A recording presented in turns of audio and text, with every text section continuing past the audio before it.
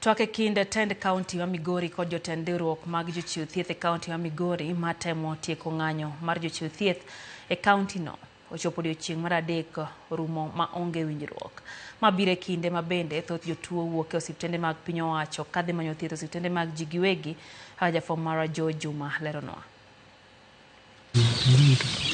E kar sa 12 mar midhiambo ne walimo osiptal no maduong' ma Migori mar level 4 mar ng'iyo ka chenro mag thieth koro dhi nyime e kinde bende ng'anyo ma jochiw thieth koro chopo odiechieng' mar adek. Kar sa 12 mar midhiambo en seche ma bende wede kaachiel kod osiepe onego bed ni kodonjo osiptende mar ng'iyo jotuo. Kata kamano gima ne waneno ne en ataro.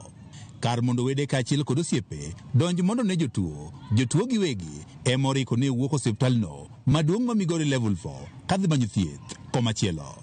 Mae biro nikech ng'anyo ma jochiw thieth mar kaunti ma Migori madwaro mondo koro dwachgi adek ma oting'o miyogi okumba mar thieth maber, medo ndiko jochiw thieth mamoko kaachiel kod ting'o gi malo e ngas mar tich koro ketie tim kod piny wacho mag kaunti ma Migori. We had 3 issues where the number 1 was promotion and redesignation of the staffs. Number 2 was to how the county government was going to handle the shortage of staffs we are facing now. And number 3 was to have comprehensive insurance cover.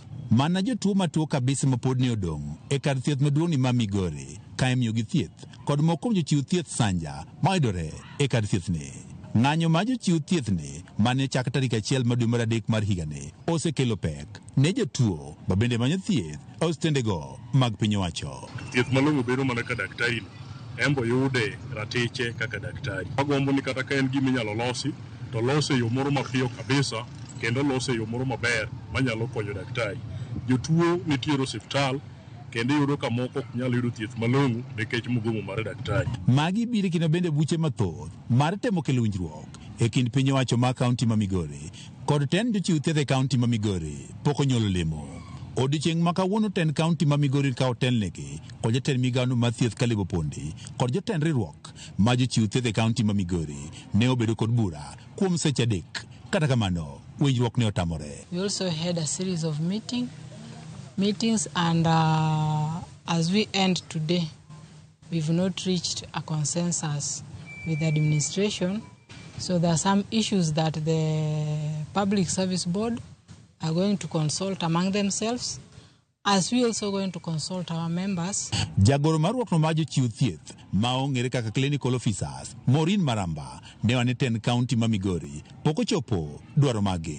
That the county government of Migori will find amicable solution to this stalemate.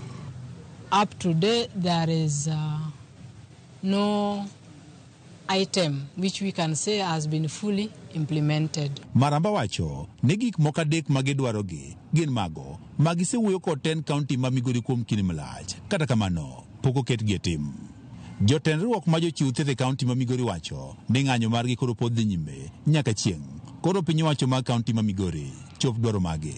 Jatend migawo mar thieth e kaunti ma Migori Kalebo Pondi wacho ni gisetemo go okang' e twak margi ka bende gintie kod adieri ni kinde machiegni gidhi chopo winjruok. Odiechieng' ma kin tend kaunti ma Migori kod jotend riwruokni ma jochiw thieth koro pod dhi nyime kod twak margi.